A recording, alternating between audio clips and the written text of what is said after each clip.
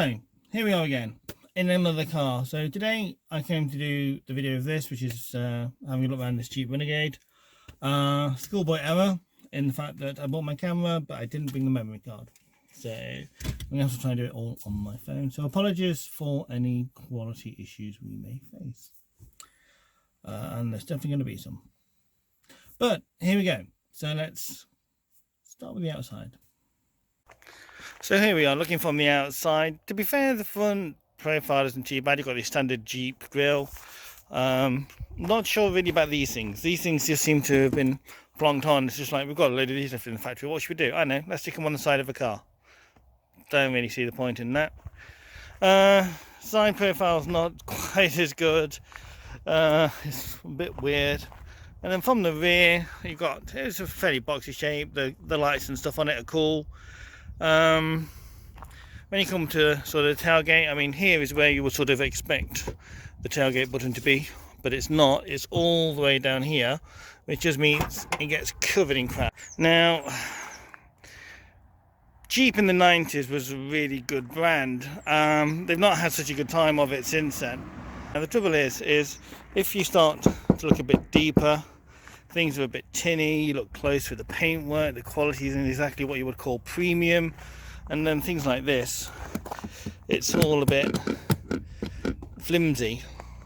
And just to give you a comparison, I mean, I don't know how well you can see that, but it's pretty flimsy. If you look at the one on my Fiesta, and here's the one on my Fiesta, see, it's all flush, and well, yeah, it's still better than the one on the Jeeps. It's like not sticking out and stuff, not quite as wobbly. This is a 2011 car, that's a 2017 car. Now, one thing Jeep do want you to know about this is it's definitely that it's a Jeep. You get Jeep there, you get Jeep all over your seats and the steering wheel. You get this mud splash on the dashboard. You get since 1941 on there. You even get a little Willis Jeep here on the window. Now there's a reason for that, because if you look under here, what you'll find is a 1.6 litre Fiat engine coupled to a Fiat gearbox and Fiat electrics, and that's because this car is basically the Fiat 500L. This and the Fiat 500X are exactly the same car, and they're both based off the Fiat 500L, which is why this thing is plastered with Jeep symbols and things that obviously make you want to believe that it's a Jeep, but it's even made in the factory in Italy, on the same production line. Boot size, the boots, a fairly decent size. For the car, it's probably on par with the Ford, not as big as the Nissan Duke. Under there you just get the inflation kit, no spare wheel, but it's not too bad. So here we are, back in the front. Now the first thing is these seats. One, although they look like they've got support in them, there really isn't any. You can pretty much roll yourself out of them, and they're really firm. You don't sit in them as you do sit on them. So the seats are really uncomfortable. At least I find them very uncomfortable. Now if we look at it from here, from the driving position, you've got this nice big thick steering wheel, which is quite good. There's a little bit too much going off on it. Some of the cruise controls and things could be a little bit easier. When we put the key in and start the vehicle, it does that thing that all cars now seem to do with the whole dials and everything, but the displays and everything are good. They're clear, they're easy to read, so no real issues there. Let's just turn that off. So yeah, so that's good. This thing here, not really sure. It seems to be a bit of an afterthought. The one thing you don't get in the Fiat is this grab handle, I suppose, just because it's a Jeep, to try and make you feel like it's a bit more rough and woody. Down here you have a TV screen. This one does have sat-nav in it. I mean, the fact that it's got sat-nav is quite good, but the screen is pretty poor. It's too small for any real meaningful information. and it's easy to catch things on it when you're driving and trying to move about. So yes, it's good, but the whole thing is just too small. But then obviously, you know, it's coming out of a Fiat 500, so that's, I suppose, what you would expect. Down here you've got a USB port, you've got your heating controls and everything.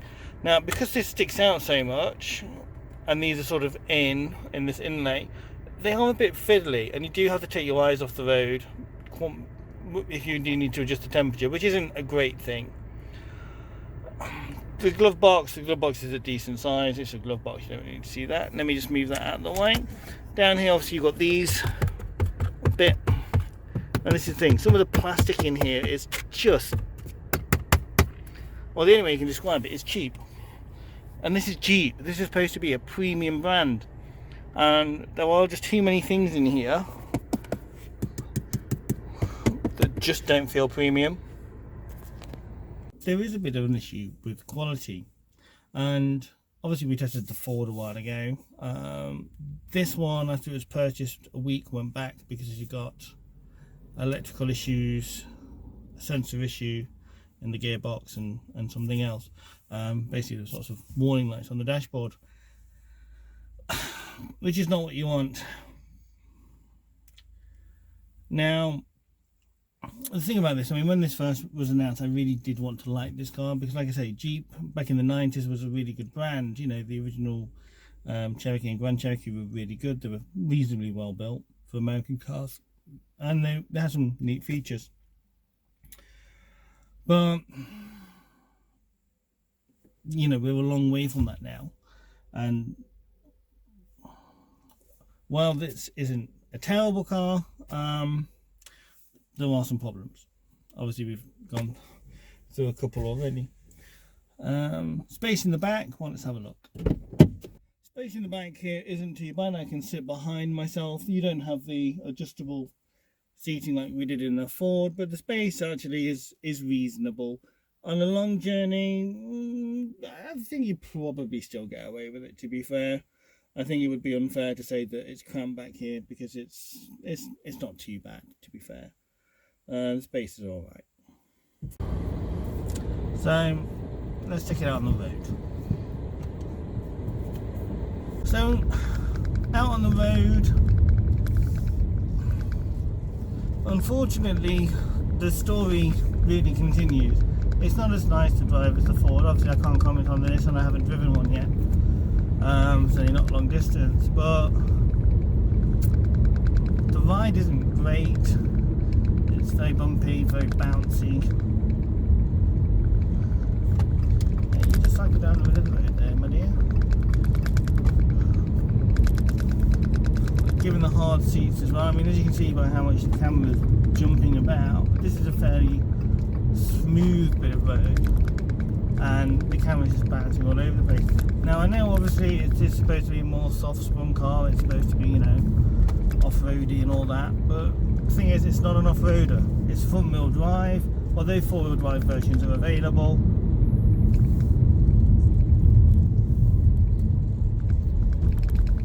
Again, they're even more expensive. You're already paying a premium for the Jeep name on the front. The ride and handling is just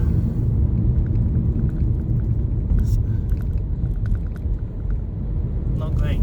It's not terrible, and you know, you are going to be expecting it to be like sports car handling. It's not, you know, that isn't what this car is designed for. But I would still hope it was be better than this, especially if you get a lot of understeer, and then if you're doing too much, you'll get some oversteer as well. So it's a bit underwhelming, and that's the other problem. The 1.6 litre Fiat engine just doesn't have the power to hustle this big body along. You put your foot down, you get a lot of noise, you get a lot of wind noise, you get a lot of tire noise, you get a lot of engine noise, but you don't really go anywhere fast. If you're having to overtake, if you're on a carriageway, there's just, the power just isn't there.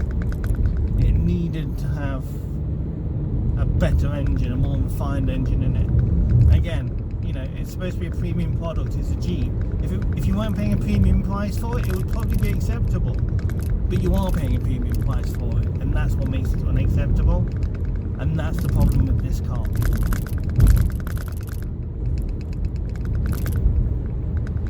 And you drive down here, and just you feel.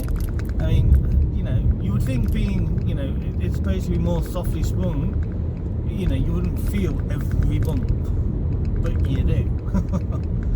It's the one thing I will say is the driving position, the higher driving position is really nice. I don't want to be overly negative about this car, but it's very difficult not to be, because it just doesn't deliver on the things that it should. The big chunky steering wheel is nice. The high up driving position is nice. They've given it this sort of big oversized body, and some of it looks good, some of it doesn't. But I think the biggest problem with that is it's probably going to lower you into a false sense of security, in the fact that you're going to think that this car is more capable than it really is. Even though it has traction control, just the drive that we have at home is quite gravelly in that, and this is the only car that every time I pull off it, pretty much end up spinning at least one wheel. And you try and be as gentle as possible, and you can still end up doing it. And the riding handling, coupled with the ridiculously uncomfortable seats, is just terrible. And the thing about the seats is, this is one of those ones that's on the ratchet handle as opposed to one of the ones where you spin. So trying to get it, you either sort of sitting too, for me anyway, too far forward, too far up because of my height, or you're sitting too far back. You can't really get that right position, and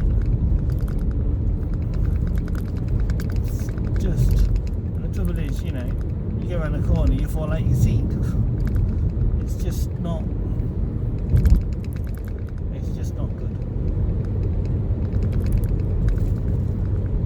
And it's a shame, because a small, good Jeep would have the potential to just really, should have the potential to be really good, and give you that. For a start, there shouldn't be, it's a Jeep. There shouldn't be two-wheel drive versions. There shouldn't be. Everything should be four-wheel drive. But then you have to remember, you're not driving a Jeep. You're driving a Fiat. I know the Ford that I drove, that again, it did suffer from power issues. But with that, you could, you could drop it down a gear, you could rev it, and it didn't feel uncomfortable. It was a Ford engine, and they like to rev anyway. But it would then deliver some power. Whereas this, you change down, you get lots of noise and nothing. The problem with this car isn't that it's bad, it's the fact that it's not good. The Ford drives better, and the engine is better.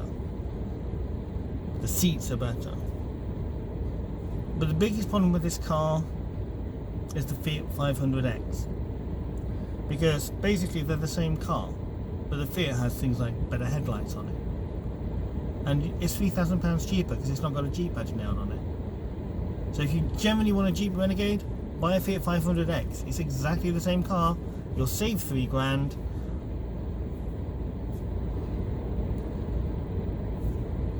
That's pretty much all you can say about it, really.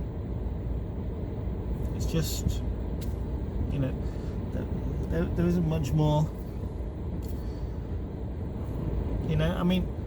Like I say, the driving position, the steering wheel and things are nice, but overall, it's just